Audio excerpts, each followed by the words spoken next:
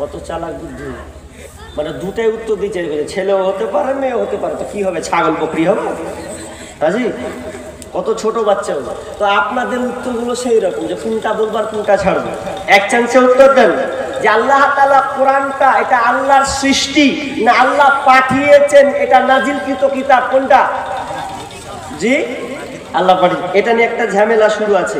কি ঝামেলা? ইমাম আহমদ বিন হাম্বল তিনি বিখ্যাত একজন মুহাদ্দিস, হাদিসের পণ্ডিত। তো তিনি বাগদাদ শহরে জন্মগ্রহণ করেছেন। সেই সময় একটা তোলপাড় শুরু হলো, দুপক্ষ আলেম। এক পক্ষ আলেম হলো বাদশা মুতাসিম বিল্লাহর সঙ্গে, আর তিনি একাই রয়ে গেলেন। কি হলো? আল কোরআন মাখলুকুন, কোরআন হচ্ছে আল্লাহর সৃষ্টি। আর ইমাম আহমদ বিন হাম্বল বলছেন জি না, যারা বলেছে আল কোরআন মাখলুকুন তারা ভুল বলেছে, কোরআন আল্লাহর সৃষ্টি হতে পারে না, বরং আল কোরআন কালামুল্লাহ, এটা হচ্ছে আল্লাহর কালাম, ওয়া লাইসা বিমাখলুকিন, এটা কোনো আল্লাহর সৃষ্টি কিতাব নয়। বাদশা ব্রেন গেছে ঘুরে। বাদশা মুতাসিম বিল্লাহ বলছে ইমাম আহমদ হাম্বলকে ভর জেলে ভর, এই আমার কথা আমার মতে নাই। সব আলেম এসে বলছেন আপনি এক কাজ করেন, আপনি কত মার খাবেন, বাদশা শুনবে না, আপনি আমাদের দিকে সাপোর্টার হন। বলছে দরকার নেই, আমাকে মেরে ফেলে দিলে কোন ব্যাপার নেই।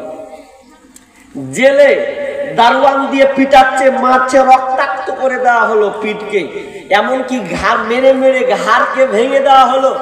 এরপরে বলছে, বাদশা বলছে বলো এখনো তুমি দাবি করছো কোরআন আল্লাহর কালাম, এটা সৃষ্টি, বলতে হবে তোমাকে এটা আল্লাহর সৃষ্টি, একখানা কিতাব। বলছে না, আমি বলতে পারবো না, যতক্ষণ আমার রক্ত চলছে, প্রবাহিতমান চলছে, আমার শ্বাস যতক্ষণ পর্যন্ত আছে, আমি নাকচ করি না, আমি বলবো না যেটা আল্লাহর সৃষ্টি, বরং এটা আল্লাহর কিতাব, আল্লাহর কালাম। বলছে একে আর ছাড়া যাবে না। মারতে মারতে মারতে মারতে হাতিকে যেমন মারলে হাতি পলুড়ে মারলো কিনা উপর থেকে নিচে জমিনে পড়ে যাবে, এত মার তাকে দেওয়া হলো, অথচ একবারও তিনি বলছেন না, বরং আল্লাহকে বলছেন মাবুদ রে, এ আমার রব তুমি শোনো, এই জালেম শাসক আমাকে মারছে ঠিক আছে, কিন্তু আল্লাহ তোমার কাছে আমার একটাই আবদার আছে, আমি একেবারে অচল হয়ে গেছি, আর আমি পারছি না, তবে আল্লাহ রে আমার পরনে যে পোশাকটা আছে এই পোশাকটা যেন খুলে না যায়, আমার পায়জামাটা যেন নিচে না পড়ে যায়, কারণ আমার পায়জামা ধরে আছি, বাঁধবো এইরকম আমার হাতে কোনো শক্তি নাই যাতে আমি উলঙ্গ না হয়ে যায়, আমার পায়জামাটা যেন আটকে যায়। যখন ইশারার মধ্যে বলা, সঙ্গে সঙ্গে তার পায়জামাটা আটকে গেল। আলিম রাইসি বলছেন আপনি এত কেন মার খাবেন, কি দরকার আছে, সামান্য একটা কথা। ইমাম আহমদ বিন হাম্বল বলছে তোমরা যারা আমাকে বলছো এই তোমাদের পক্ষে রায় দেওয়ার জন্য বাইরে যাও, অনেক হাজার হাজার লোক দাঁড়িয়ে আছে আমার অপেক্ষায়, আমি কি ফতোয়া লিখবো, কোরআন আল্লাহর সৃষ্টি না এটা আল্লাহর কালাম, যদি আমি যেটা উত্তর দেব বাইরে হাজার হাজার লোক দাঁড়িয়ে আছে, আমি মুখ দিয়ে যেটা বলবো সেটাই তারা কলম ধরবে আর সারা পৃথিবীতে প্রচার করবে, আর আমার মুখ দিয়ে তারা এই হাজার হাজার লোক গুমরা হবে, অতএব আমার জান যাই চলে যা, তবু আমি এই বাদশার কাছে আমি মাথা নত করব না। এত নির্যাতন, এরপরও তিনি বলে দিলেন। তাহলে আমরা এখান থেকে বুঝতে পারলাম এটা আল্লাহর সৃষ্টি নয়, আল্লাহ আমাদেরকে পাঠিয়েছেন। কেমন করে বুঝবো? যদি আমরা এই কোরআনকে ভালো করে বিশ্লেষণ করি, তাহলে কোরআনের কাছ থেকে আমরা উত্তরটা পেয়ে যাব। এটা এক ধাপ আপনাকে বলবো, একটু আরেকটু আগিয়ে যায়, তাহলে এই কোরআন আল্লাহর পক্ষ থেকে এসেছে, কেন এসেছে এটাও আপনাদের বেশি একটু টাচ করব। কোরআন যখন অবতীর্ণ হয়নি তার আগে এই সমাজ জাহেলিয়া এমন একটা সময় ছিল যেখানে মা বাপের সম্মান বুঝতো না, বোনকে কিভাবে সম্মান করতে হয় এটা কোনো তাদের মধ্যে জ্ঞান ছিল না, একটা গ্রামে গ্রামে কিভাবে থাকতে হয় শুধু মারামারি, হানাহানি, কাটাহাটি, ছিনতাই, নারী ধর্ষণ, এই বাচ্চা শিশুকে হত্যা করে দেওয়া বিরল ভাবে চলতো, যতক্ষণ না কোরআন এসেছে। নবী যখন দেখছেন যে মক্কার লোকেরা এরা কি যেন কীর্তিকলাপ করছে, এরা কি কোনোদিন শুধরাবে না, এদের কোনোদিন হুঁশ ফিরবে না। তো তিনি ঘরে বসে ভাবছেন আর ভাবছেন আর ভাবছেন। তো রাত অনেক গভীর হয়ে গেছে, ভাবতে ভাবতে এক পর্যায়ে তিনি একটা ছোট্ট শিশুর আওয়াজ শুনতে পেলেন, বাচ্চা শিশু আওয়াজ শুনতে পেলেন। তো এবার মা খাদিজাকে বলছে, খাদিজা, এ খাদিজা, একটা ছোট ছেলের বাচ্চার আওয়াজ, কান্নার আওয়াজ এত রাত 12টা 1টার সময় শুনতে পেলাম, তো একটু যাও তো ওই শিশু বাচ্চাটা কেন কান্না করছে, কেন কাঁদছে, একটু খোঁজ নাও তো। বাইরে গিয়ে মা খাদিজা পাশের বাড়িতে খবর নিলেন। তিনি খবর নিয়ে দেখলেন রাত 1টার সময় এই ঘরটাতে একটা বাচ্চার জন্ম হয়েছে। এই আতুর ঘরে একটা কন্যা সন্তানের জন্ম হয়েছে। মেয়ে সন্তান হয়েছে বলে তার বাপ ওই বাচ্চাটার গলা টিপে দিয়ে আতুর ঘরে সঙ্গে সঙ্গে বাচ্চাটাকে মেরে দেওয়া হলো। ঘুরে এসে আল্লাহ রাসূলকে বলছেন, ও আমার প্রাণের স্বামী, আপনি যে কানে রাত 1টার সময় যে আওয়াজটা আপনি শুনেছেন, এই আওয়াজটা কোন ছেলের আওয়াজ নয়, এই আওয়াজটা হচ্ছে মেয়ের কন্যার আওয়াজ। এই বাচ্চার ঘরে রাত 1টার সময় মেয়ের জন্ম হয়েছে বলে তার বাপ গলা টিপে বাচ্চাটাকে মেরে দিল। মেয়ে হলে গলা টিপে দাও, এত জাহেলিয়াত। এবার আল্লাহ রাসূলের মন আরো খারাপ, যে এভাবে যদি মেয়েদেরকে মেরে দেয় রোজ রোজ তাহলে তো সমস্যা। মা খাদিজাকে বলছেন, এক কাজ করো, কিছু আমাকে খাবার দাও, ভালো লাগে না, আল্লাহকে ডাকবো। গারে হিরাতে চলে যাই। গারে হিরাতে যেতে যেতে কিছু খাবার নিয়ে গারে হিরায় উঠে গেলেন। ইমাম বুখারী আলাইহি রাহমাত তিনি বর্ণনা করেন, তিনি বলছেন আল্লাহর রাসূল একদিন নয়, 2 দিন নয়, 1 মাস নয়, 2 মাস নয়, টানা 6 মাস গারে হিরাতে শুধু আল্লাহকে ডাকতে লাগলেন। আর ডাকার ফলে এই 6 মাসের ফলে আল্লাহ সুবহানাহু ওয়া তাআলা কোরআন নাযিল করলেন। কোন বিরাগী মন দাসী হীরা গুহার মাঝে, কার বিরাগে চোখের পানি ছড়াই সকাল সাঁঝে, ছাড়লো বাড়ি কিসের আশায়, বাঁধলো বাসা হীরা গুহায়, ছাড়লো বাড়ি কিসের আশায়, বাঁধলো বাসা হীরা গুহায়, কার বিরাগে আকুল আশা অন্তরে তার বাজে, কোন বিরাগী মন দাসী হীরা গুহার মাঝে।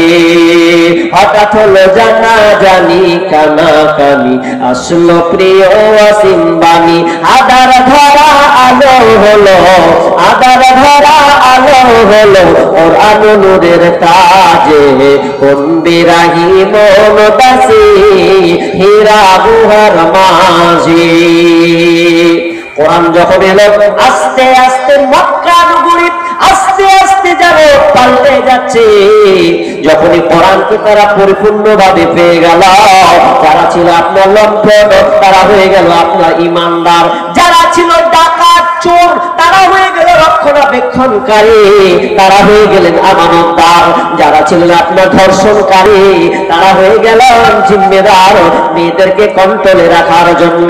তাহলে এখন জাহেলিয়াত কেন দূর হলো? তো একমাত্র কোরআন এসেছে, আর কোরআন যখন তাদের ছোঁয়া লেগেছে আর কোরআনের ফলে তারা হেদায়েতের রাস্তা পেয়েছে। কিন্তু হতভাগা মুসলমান, আমাদের কাছে কোরআন থাকার পরেও আমরা নিজেরা ইমানদার পাকাপোক্ত হতে পারিনি।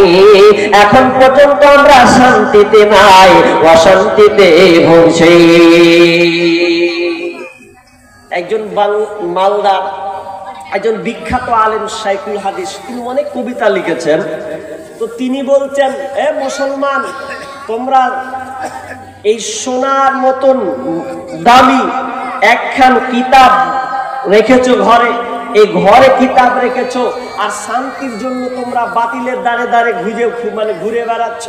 যেখানে তোমার শান্তি আছে ওই কি আসমানি কিতাব এ কোরআনকে তোমরা আলমারিতে একদম জুজদান দিয়ে বেঁধে রেখে দিয়েছো, অথচ সেই কোরআন তোমাকে শান্তির বার্তা দেবে, ওখানে আছে শান্তি কল্যাণ। কিন্তু ওই কোরআনকে বাদ দিয়ে তোমরা বাতিলের দ্বারে দ্বারে তোমরা কালমাস থিওরি মতবাদ, যত দুনিয়াবি যত মতবাদ আছে সেগুলোর পিছনে তোমরা ছুটছো। তাহলে জেনে নাও তোমরা মার খাবে। আজকে আমরা মার কেন খাচ্ছি? আমরা লাঞ্ছিত কেন, পদতলিত কেন? আসলে আমরা কোরআনকে ছেড়ে দিয়েছি। আচ্ছা, আমরা কখন কোরআন ধরেছি গো? কখন আমরা কোরআনকে মেনেছি বলতে পারবেন? জি না, কোরআনকে মেনেছি আংশিক কতটুকু, যতটুকু আমার দরকার ততটুকু, যতটুকু আমার খুব জরুরি ততটুকু।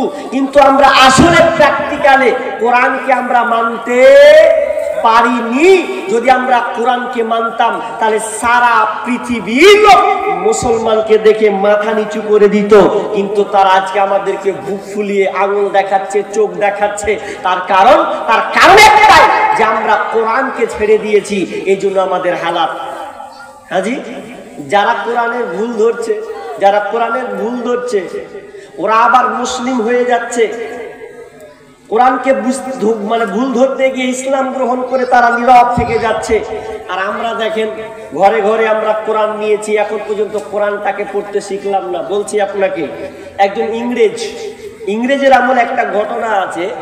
একজন অনেক কোটিপতি লোক, ওর মনে শান্তি নেই, একটু শান্তি নেই। কি করবে? শান্তি নেই। তখন বলছে কি করব, কোথাও যাচ্ছি তো শান্তি পাই না, ডাক্তারও লিখছে কোনো কাজ হচ্ছে না। তো একটা লোক বলছে এক কাজ কর, একটা গ্রামের একটা মৌলবি আছে, ও মৌলবির কাছে যা। মৌলবির কাছে গেলে ও কিছু ভালো টিপস দেয়। ও কোরআন পড়া লোক, একজন আলেম মানুষ, আল্লাহওয়ালা মানুষ। তো ওর কাছে গেলে একটু তোমার ওষুধ পাওয়া যায় কিনা। পৃথিবীর সবার কাছে দ্বারস্থ হলে তো ওই আলেমদের কাছে যাও, দেখো তো তোমার রোগের ওষুধ খুঁজে পাও কিনা। তো লোকটা গিয়ে বলছেন, বলি স্যার কি বলছেন গো? বলছে আমি খুব একটা অসুখে পড়েছি, অসুখটা মারাত্মক অসুখ। কি হয়েছে? বলছে ঘুম হয় না, এত ঘুমের ওষুধ খাচ্ছি ঘুম হচ্ছে না, টেনশন আর টেনশন। তো এর কি কোনো কোরআনে ওষুধ আছে? একটু উত্তর দেন তো ভালো হয়। অনেক ডাক্তারের কাছে ঘুরলাম, ভালো হচ্ছে না। তখন বলছে আমি আবার কি ওষুধ দিব, তবে একটা কাজ করতে পারবো। কি? আচ্ছা, আপনি তো ইংরেজি বুঝেন না, তা আপনি ইংরেজি বুঝেন তো ইংরেজি যখন পড়েন তো আপনাকে একটা ইংরেজি কিতাব কোরআন দিব, মানে এই মানে যখন কিতাব দিব তখন ছাড় রে ভাই ছাড়, এ মাইকের দোষ আছে, আমার দোষ নেই। হ্যাঁ, এখান থেকে বললো স্পিড ভালো হয়, কিন্তু এখানে ভোর ছোটার করা গুন্ডগোল আছে। ওখানে দুনিয়ার মাইক খেয়ে খেয়ে বড় হয়ে গেল। কি বলছি ভালো করে বুঝেন। যে ও বলছে যে আপনি আমাকে একটা ঔষধ দেন, ঔষধ। তো ঔষধটা যখন দিছে তো কি ওষুধ জানেন? এ কোরআনটা দিলে, কোরআনটা দেওয়া বলছে বাড়ি যান, আপনি তর্জমাগুলো দেখবেন, আরবি না পড়তে পারবেন, তর্জমাগুলো দেখে দেখে দেখে দেখে দেখেন আপনার রোগ খুঁজে পান কিনা। ই তো হুবে কোরআন নিয়ে চলে গেছে বাড়ি নিয়ে যে সূরা বাকারা শুরু করেছে, এই রোগ খুঁজে পায় না। সূরা বাকারা গেল, সূরা আল ইমরান গেল, সূরা মাইদা গেল, এ করতে করতে করতে করতে 29 পারা পর্যন্ত চলে গেছে। ও ভদ্রলোক এখনো তার অসুখের রোগ, তার সমাধান খুঁজে পায় না। মৌলবীর কাছে এসে বলছে, মৌলবী সাহেব আপনি যে আমাকে কোরআনটা দিলেন, এই কোরআনে তো কোনো ফলাফল আমি খুঁজে পাই না। বলছে তাহলে কি হলো? কোরআন কি সম্পূর্ণ কমপ্লিট হয়েছে? 30 পারা হয়েছে? বলছে না, আর 12 খান পাতা বাকি আছে। বলছে ওই 12 খান পাতা খান নিয়ে আবার বাড়িতে যাও, বাড়ি গিয়ে আবার তালাশ করো, ওখানে তোমার রোগ ঢুকে আছে, ওখানে তোমার সমাধান তুমি পেয়ে যাবে। ওই ভদ্রলোকটা, ইংরেজ লোকটা সূরা নাবা থেকে শুরু করে আবার স্টার্ট করলো। ওই পড়তে করতে করতে করতে পড়তে পড়তে এক পর্যায়ে একটা সূরাতে এসে থমকে দাঁড়িয়ে গেছে, আর আগাতে পারছে না। যখনই চলে গেছে বিসমিল্লাহির রহমানির রহিম, আল্লাহুমুত তাকাসুর হাত্তা হাত্তা যুরতুমুল মাকাবির কাল্লা সাওফা তা'লামুন সুম্মা কাল্লা সাওফা তা'লামুন। যখনই এই সূরার মধ্যে ঢুকে গেছে, সূরা তাকাসুরে যখনই ঢুকে যাওয়া তখন থমকে দাঁড়িয়ে গেছে। কি এমন লেখা আছে যে লোকটা থমকে দাঁড়িয়ে গেল? আল্লাহুম্মুত তাকাসুর, যারা দুনিয়ার প্রাচুর্যতার পিছনে ছুটেছে, যারা লোভ লালসা দুনিয়ার মোহে যারা পড়ে গেছে, প্রাচুর্যতার পিছনে ছুটে গেছে, হাত্তা যুরতুমুল মাকাবির, যতক্ষণ না তারা কবরের পা পড়ছে, যতক্ষণ না সে কবরে যাবে, ততক্ষণ না এই ধাপ তার বন্ধ হবে না, এই লালসা তার বন্ধ হবে না। যখনই এই কথা শোনা দরজা যেমনই পড়া, কোরআন খানাকে বন্ধ করে দিয়ে এমন জোরে একটা চিৎকার শুরু করেছে ইংরেজ ভদ্রলোক, আর বলছে পেয়ে গেছি পেয়ে গেছি পেয়ে গেছি। বিবি দৌড়ে এসে বলছে স্বামী আমার আপনি কি পেলেন? খালি একটাই কথা, পেয়ে গেছি পেয়ে গেছি পেয়ে গেছি। মেয়ে এসে বলছে আব্বা কি পেলেন? পেয়ে গেছি পেয়ে গেছি পেয়ে গেছি। আনন্দে এতটা আত্মহারা হয়ে গেছে যে কোরআন বলছে তুমি যতদিন দুনিয়ার প্রাচুর্যতার পিছনে ছুটবে, ধন সম্পদের পেছনে ছুটবে, এগুলো তোমার শান্তিময় জিনিস নয়, এগুলো তোমাকে শান্তিতে রাখবে না যতক্ষণ না তুমি কবরে ঢুকেছ। আর মানে আমি এই দুনিয়ার মালানো ধন সম্পদের পেছনে ছুটেছিলাম, আমি দিনে এত কোটি টাকা ইনকাম করে এরপরে আমার শান্তি নাই, তার মানে আমি ধনের পিছনে ছুটেছি বলে আজকে আমার এই হালাতটা হয়েছে, এই জন্য আমার এই রোগ আর কোনো ডাক্তার ভালো করে না, তার মানে আমি কোরআনে পেয়ে গেছি। যদি কোরআন হাদিস না মানি জীবনে কিভাবে গো মরার পরে, যদি কোরআন হাদিস না মানি জীবনে কিভাবে গো মৃত্যুর পরে, কবরের মাঝে কি দিব জবাব, কবরের মাঝে কি দিব জবাব, মুনকির নাকিরের তরে কিভাবে গো মরার পরে, যদি কোরআন হাদিস না মানি জীবনে কিভাবে গো মরার পরে। যারা বেদুইন, যারা আপনার অন্য ধর্ম পালন করে, তারা কোরআনকে নিয়ে রিসার্চ করতে লাগলো, গবেষণা করতে লাগলো কোরআনের মধ্যে কি আছে। আপনারা জানেন একজন কানাডার প্রফেসর, তার নাম হচ্ছে গ্যারি মিলার। আপনি ইউটিউবে সার্চ দেন, গুগলে সার্চ দেন, তার নাম এখন আপনি পেয়ে যাবেন। তিনি হচ্ছেন একজন খ্রিস্টান। সেই ভদ্রলোক প্রফেসর তিনি কোরআনকে চ্যালেঞ্জ করেছেন, আমি কোরআনে ভুল বের করে ছাড়ব, আমি সারা পৃথিবীর যত গ্রন্থ আছে সমস্ত গ্রন্থের মধ্যে আমি ভুল বের করেছি, আমি যে খ্রিস্টান এই বাইবেলের মধ্যে আমি ভুল বের করে দিয়েছি, তো কোরআনে ভুল বের করতে পারবে না এমনটা নয়, আমি এই কোরআনে ভুল বের করে ছাড়বই ছাড়ব। তখন তিনি কি করলেন? তিনি এখন কোরআনকে নিলেন। কোরআন নেওয়ার পর তিনি কোরআনের ভুল ধরবেন, এই জন্য তিনি প্রথমে কোরআনকে শুরু করলেন। প্রথমে দেখছেন সর্বপ্রথম কোরআন যদি স্টার্ট হয়েছে আল্লাহর প্রশংসা দিয়ে শুরু হয়েছে, তিনি আশ্চর্য হয়ে গেলেন। কোরআন শুরু হলো প্রশংসা দিয়ে। দেখবেন দুনিয়ার যত আপনার রাইটার আছে, লেখক আছে, যখন কোনো গ্রন্থ লিখে, যখন কোনো বই ছাপায়, বই লিখে মার্কেটে যখন সেল করে, প্রথমে সে লিখে তার দুর্বলতা দিয়ে। দেখবেন যারা বই ছাপে প্রথম তার দুর্বলতা দিয়ে শুরু করে কি, যে আমি এত পৃষ্ঠা লিখলাম, এই বইটা আমি লিখলাম, এই বইয়ে ভুল ত্রুটি মার্জনীয়, যদি ভুল হয়ে থাকে মানুষ মাত্রই ভুল, তো ভুল হলে আমাকে এই নাম্বারে বা এইটা যোগাযোগ করবেন, আমি এতে সংশোধন হয়ে যাব, বলে কি বলে না?